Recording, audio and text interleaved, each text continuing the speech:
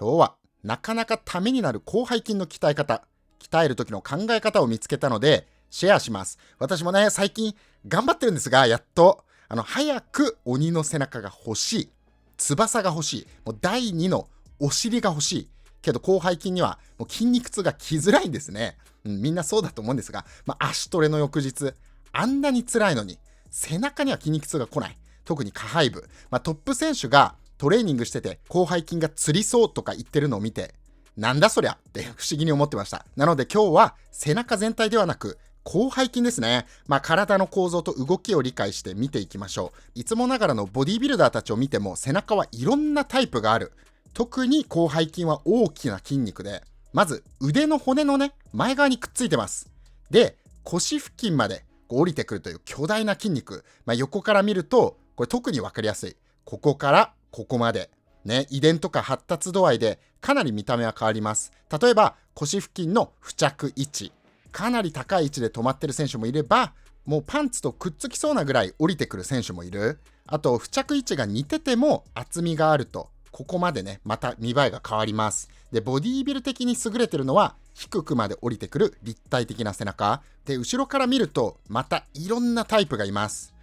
隙間の広さ、腰付近のね、違って見えますよね。これもまた、骨盤の広さだったり背骨のカーブ度合いによっても変わるらしくて、あとさらにですよ、奥にある脊柱起立筋ね、腰の筋肉とか、表面層に見える広背筋がかぶさっている場所、これでもまた見た目が変わる。あと内側の付着位置、その高さと低さ、これめちゃくちゃいろんな要素があるんで、だから同じ背中ないんですよね。めちゃくちゃいろんな選手いるのに。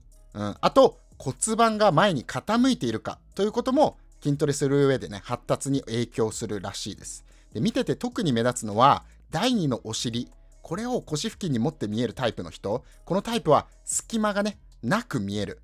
逆に隙間があるタイプの選手もいます。こちらはもう遺伝による要素が大きいし、好みっていうのも人それぞれ。逆に広がりやすいタイプもいる。隙間があることで。で、みんなが好きなクリスマスツリーね。クリスマスツリーが見えやすいのは間が空いているタイプかなと思います。クリスマスツリーっていうのは脊柱起立筋、奥の筋肉プラス腰回りの広背筋の立体感と絞りのコンビネーション。ここもタイプが分かれてて、面白い。どっちにせよ背中の下の方まで分厚く発達させることが大事です。一般トレーニーの方々、我々も V 字型の逆三角形な背中を欲しいはず。そこで思うのは広背筋下部をね、狙って鍛えることはできるのかということです。どんな動きをしてどんな意識を持てば広背筋の下の方まで刺激が入るのか、しっかり筋肉痛が来るのか、来なくてもいいんですが、専門家の動画和訳したので見ていきましょう。ネックはここでおさらばです。ではまた。All right, what is up, guys? Today I'm going to give you the secret to lower lats.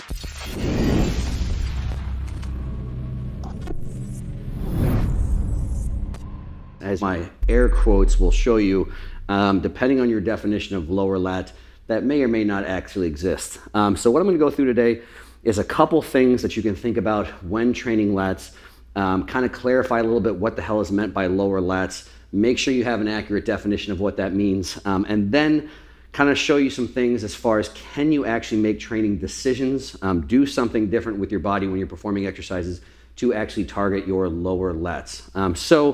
It's pretty accurate to say that the lat is kind of a fan-shaped muscle. Fan-shaped muscle, similar to your pec, it has one really common insertion. So basically all of your lat fibers come together and they insert in your upper arm, again, at one small little tendon attaching it to your humerus. And they have a broad origin, which means they don't have one little point that it attaches to. So literally there's some of these upper fibers of the lats that basically attach kind of to mid-upper back, eventually getting towards your spine.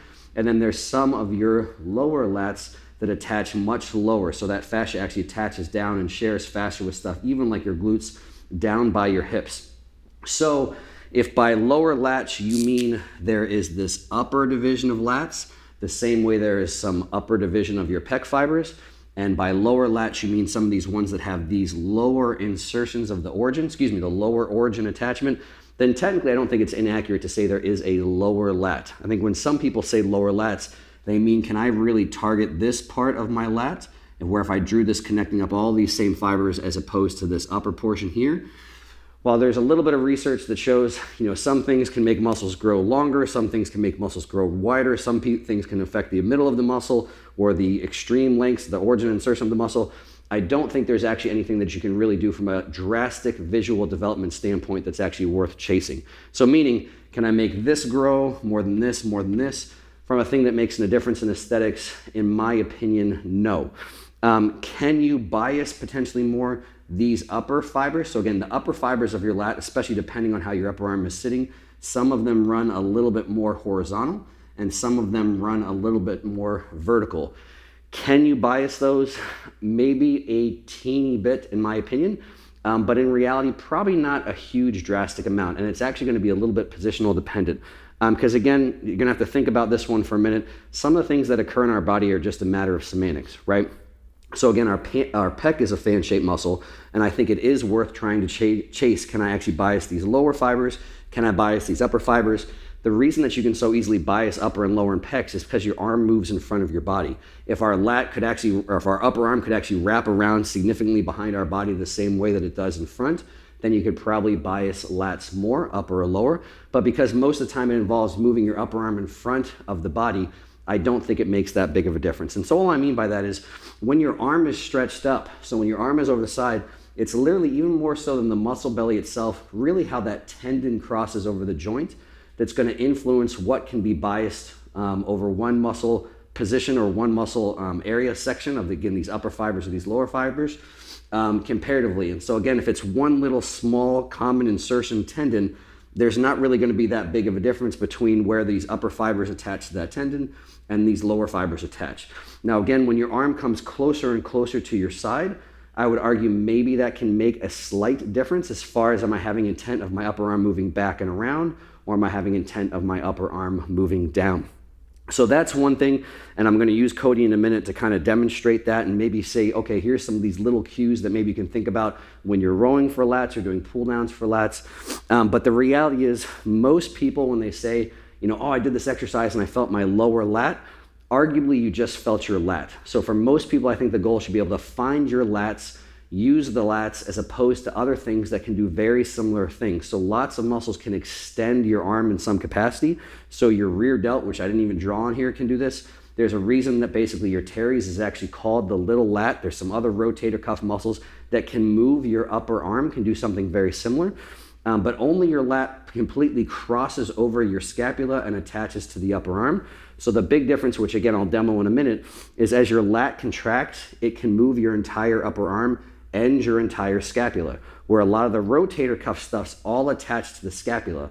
And so again, if something just attaches from scapula to humerus, the only thing it can do is move the humerus relative to the scapula. It can't move the entire scapula or shoulder blade at the same time. And so again, that sounds like a lot. Maybe replay that back a couple times and think about that a little bit.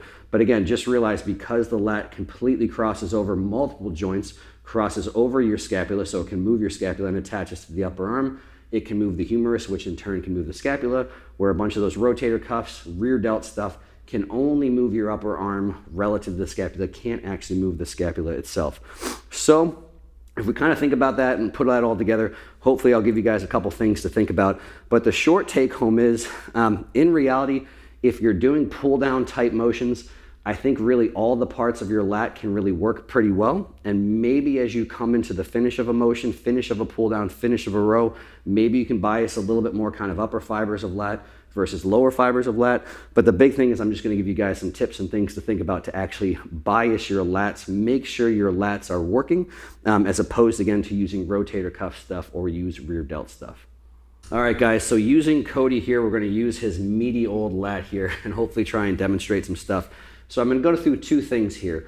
First tips I'm going to give are hopefully how can you actually use your lats, most importantly to start a motion, so to start a pull down or to start a row. And then if you're going to finish a motion, how can you keep that on your lats? And again, not the other stuff, not teres, not rear delts. And then I'm going to give a little bit of an asterisk, kind of, I think I said 1 point, 2 points, 3 points, however many points I'm on here, At the end, I'm going to show, again, maybe as you're finishing a motion, whether it's a pull down or a row, maybe bias different portions of the lat. But most of the stuff I think is going to be to help just find your lat and, again, not use that other upper back stuff. So the first thing is let's say hypothetically we're doing a pull down type motion. Let's get you a little bit more over here. If obviously this is why I wanted to use Cody, we can see this big old meat of the lat here. So just imagine if this muscle contracts, just think about, again, if I always say whatever helps you, whatever analogy is, imagine that lat and its insertion is just my hand grabbing his upper arm here. And so again, if I'm pulling my upper arm this way, if I'm pulling with my hand this way, what's going to move? It can pull all of this down. So his shoulder can rise up. If I pull down from here, it can pull every single thing down because it's pulling down to here. So what I want you guys to see there is, yes, his upper arm is moving down and can continue to pull down, but also his whole shoulder blade is pulling down. Where again, if I'm using some other muscle, so I'm using his rear delt, if I'm using his teres, which attaches to the scapula here and doesn't attach down here, then basically the only thing I can move is his upper arm. Those muscles can't move the scapula. So a big thing is when you're starting with a lat pull down, again, realize that your lat can pull all of this down. So again, you still want to focus on it, pulling the humerus, pulling it down, but if you're contracting with your lat, if you let that scapula up, which I think you should at the end of the range of motion of a pull down, if you actually contract with your lat, you're going to pull your whole upper arm down and you're going to pull your scapula down at the same time. Whereas if you're contracting just with upper back stuff, rotator cuff stuff, or your delt stuff, very often just your upper arm is going to be moving. All right. So again, that's a subtle thing to think about. But when you're doing your pull downs, realize, am I just doing this upper arm thing? Or if my whole lat is working, am I maybe pulling down my entire upper arm? And again, my scapula is coming along the ride as well too. So that's one is big whenever you're initiating, both with pull downs and also with rows. If you're coming out of a row, the same thing. Realize if the lat pulls down, there's always going to be this down component as you initiate the row. Whereas if you're just doing upper back stuff or your delt stuff, it's going to be more this straight back type thing. So again, if you're initiating a row more for upper back, this can be great. But if you're initiating it and the row is more for lat design, realize there's always going to be this pulling down to here component. So that's one thing when you're initiating both the start of a pull down, the start of a row, make sure that again, there's always this down component and really try and obviously feel that tissue pulling in this direction. I always joke, imagine you've got a bullseye right at the base of your spine here. If Cody has a tramp stamp, which he might, I'm not going to show his lower back, no judgment, but imagine if you've got that tramp stamp, Cody has a tramp stamp here that says I heart muscles, then you want to feel like that is your target for your upper arm and everything pulling back and down and around here. Now the other thing to think to finish is again, as we come into the side, so let's say two things we want to think about here as we're finishing. First is how do we keep it on the lats? Realize the lats all pull this way. So as you finish a row, as you finish a pull down, this is the direction stuff pulls. Your lats can't pull this way. So again, if I turn them a little bit more to the side, if I keep going further and further and further and further back, the only thing that really has an advantage to pull here is rear delt.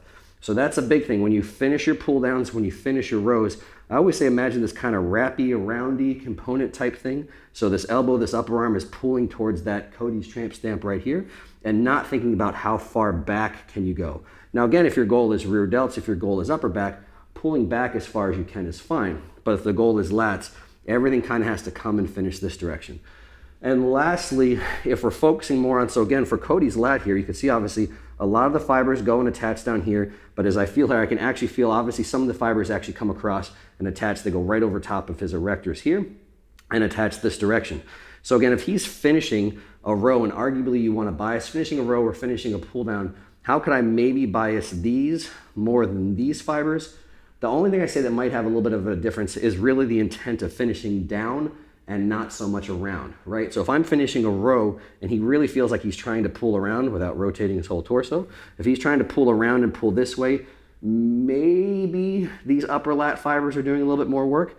And if he's doing a pull down and focusing on driving his elbow, I always say think about driving your elbow to your hip, your elbow to the floor, almost kind of like a little crunchy down type motion. Maybe this will bias those fibers a little bit more. So back to my little drawing here, realize again, as far as to start almost any motion, again, whether it's a pull down or whether it's a row, you know, I think the real focus should be make sure your lat's working and not this other stuff.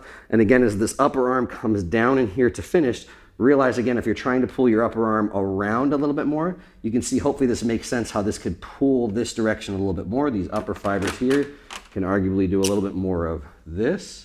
Whereas if I focus on my upper arm and my elbow pulling down, arguably these can have a little bit more of that component. Now again, all this comes back to actual change in your physique development. Have I ever seen someone use that tip that I gave and say, oh, I'm going to finish with this around and I'm going to finish with this down? Someone says, I'm going to finish everything down, and all of a sudden just their lower lat gets huge and these don't develop. I've never actually seen it happen. So again, the reality is, the sad take home of this story is, I don't really think you can target your lower lats. At best, I think you can just work your lats a little bit more than some of this other stuff up here, some of this Terry stuff, some of this rotator cuff junk, some of this rear delt stuff right in here. If you develop and can actually bias this to work more, I think most of that is actually determined a little bit more by genetics, muscle bellies, insertions, things like that. But again, it's not a bad thing as long as you manage your expectation. If you give those tips, I think they're worth messing around with. So it's worth finishing with this down component, maybe worth finishing with this around component. That's really the take home. For pull downs, maybe finish down if the goal is lats. If the goal is more kind of upper lats and you're doing a row, maybe finish a little bit more around. It's not a bad thing. It's not going to cause any problems. Is it going to have a drastic development difference? I don't think so. And if I didn't say it at the beginning of the video, don't forget.